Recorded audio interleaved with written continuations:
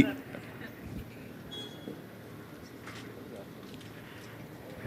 అంటే ఈ సినిమా పట్టాలు ఎక్కడానికి కానీ ఈ సినిమా ఎక్కడి వరకు రావడానికి కానీ మెయిన్ కారణం వంశీ గారు కథ ఇవన్నీ చెప్పిన తర్వాత మెయిన్ కారణం తబిత గారు.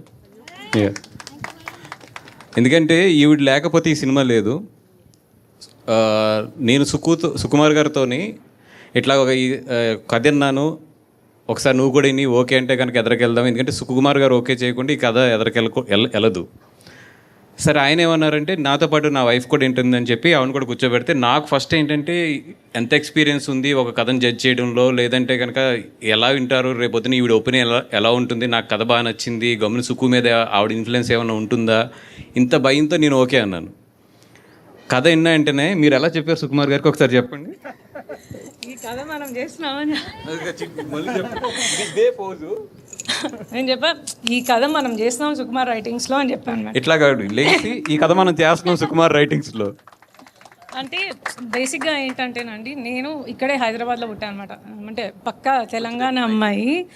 సో నాకు వంశీ గారు కథ చెప్తున్న రోజు నాకు నా చిన్నప్పుడు చూసిన ఆ ఇన్సిడెంట్స్ అన్నీ, అప్పుడు మాట్లాడుకునే విషయాలు, పెద్దవాళ్ళు ఎట్లా హ్యాండిల్ చేసేవాళ్ళు, అంటే అప్పుడు చిన్నగా ఉన్నాం కానీ చూసాము విన్నాము. నేను మొత్తం నా చైల్డ్హుడ్కి వెళ్ళిపోయాను ఆ కథ వింటున్నప్పుడు.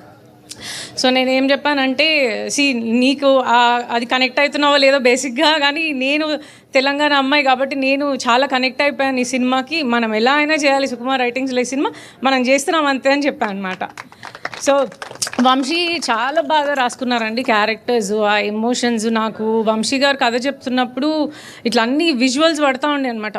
నేను అదే ఇవాళ పోస్టర్ కూడా చూసి ఎంత హ్యాపీగా ఫీల్ అయ్యానంటే, నా విజువల్లో ఉండింది అంటే ఇలా ఉంటుందేమో సినిమా బయటకు వస్తే, ఆడియన్స్ ఇలా ఫీల్ అవుతారేమో చూసినప్పుడు.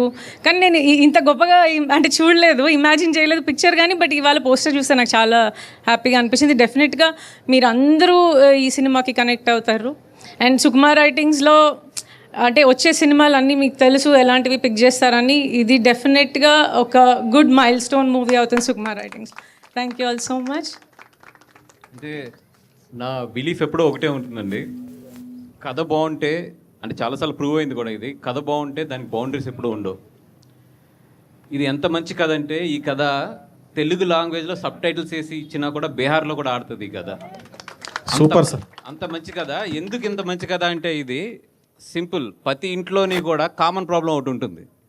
అది మన పెళ్ళి అయిన వాళ్ళు అందరికీ తెలుసు. ప్రతి ఇంట్లోని కూడా కామన్ ప్రాబ్లం ఏంటంటే, ఇప్పుడు చెప్పు, ఆ రెండు క్యారెక్టర్లలో ఒక క్యారెక్టర్ వచ్చింది కాబట్టి రెండో క్యారెక్టర్ వచ్చినప్పుడు అది రివీల్ చేస్తాం, అది అందరం కూడా కనెక్ట్ అవుతాం. నేను సింపుల్గా చెప్పేది ఒకటి ఏంటంటే, ఈ సినిమా రిలీజ్ అయిన తర్వాత మాత్రం అమ్మాయి అయితే వాళ్ళ అత్త మామల్ని తీసుకుని థియేటర్కి వెళ్ళండి, అబ్బాయి అయితే మాత్రం వాళ్ళ అత్త మామల్ని తీసుకుని విడిగా థియేటర్కి వెళ్ళండి. బయటకు వచ్చినప్పుడు మాత్రం మీ అత్త మీ చేతులను పట్టుకుంటుంది, అలాగే అల్లుడి చేతులు మామగారు పట్టుకుంటారు. అంతవరకు అయితే మాత్రం నేను చెప్పగలను ఈ కథని.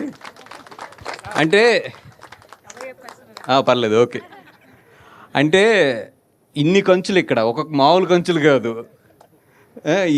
వీళ్ళందరినీ పెట్టి సినిమా తీస్తానంటే ఫస్ట్లో ఏంటంటే వీళ్ళందరూ అసలు ఎప్పుడు వస్తారు, వీళ్ళందరూ కూడా యాజ్ వాళ్ళ దీంట్లో చాలా చాలా బిజీ ఉన్నారు, వీళ్ళందరినీ కూడా ఒక దగ్గరికి ఎలా తీసుకొస్తాము, వీళ్ళందరినీ డేట్లు ఇవన్నీ ఎలా ఒప్పిస్తాము అంటే, వంశీ గారు ఒక్కొక్కరిని పిలిచి కథ చెప్తుంటే ఒక్కొక్కళ్ళు ఒకటే, ఈ క్యారెక్టర్ గురించి మేము అవసరమైతే మిగతా సాక్రిఫై చేసుకున్నా మేము వస్తామండి, ఈ క్యారెక్టర్స్ మాత్రం మేము చేస్తున్నాం అని చెప్పి మొత్తం లేడీస్ అందరూ కూడా వాళ్ళు చాలా చాలా బిజీ ఉంటారు వాళ్ళ సోషల్ మీడియా లైఫ్లో కానీ, లేదంటే వాళ్ళ మొత్తం అన్ని పరంగాని అందరూ కూడా ఎదురుకొచ్చి ఈ సినిమాని నిజంగా చెప్తున్నా, నేను ఎంత ఇస్తే అంత తీసుకుని చేస్తున్నారు వీళ్ళందరూ కూడా.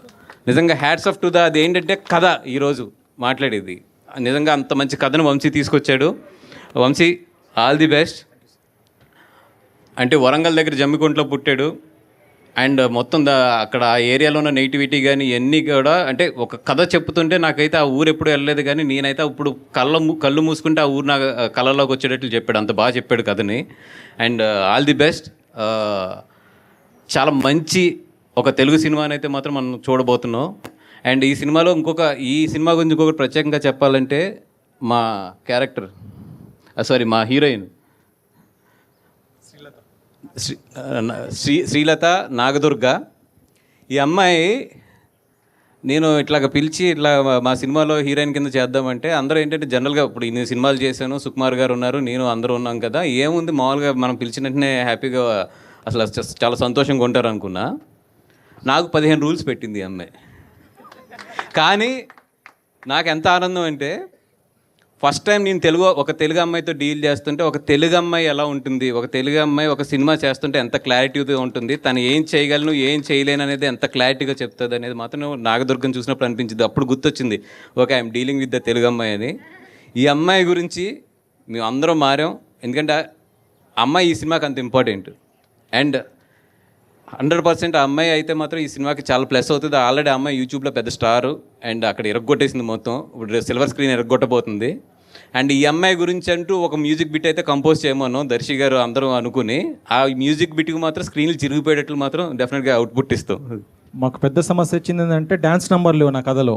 నేను కమర్షియల్ సినిమా తీస్తలేను, ఎమోషనల్ ప్యాక్ కదా, మరి ఎట్లా ఈ అమ్మాయిని పెట్టుకుని డ్యాన్స్ పెట్టకపోతే రేపు ఏంటి పరిస్థితి అని చెప్పి ఒక చిన్న 40 seconds బిట్ అయితే డ్యాన్స్ నెంబర్ వేస్తున్నాను. ఎరగాలి శ్రీ. Thank you sir.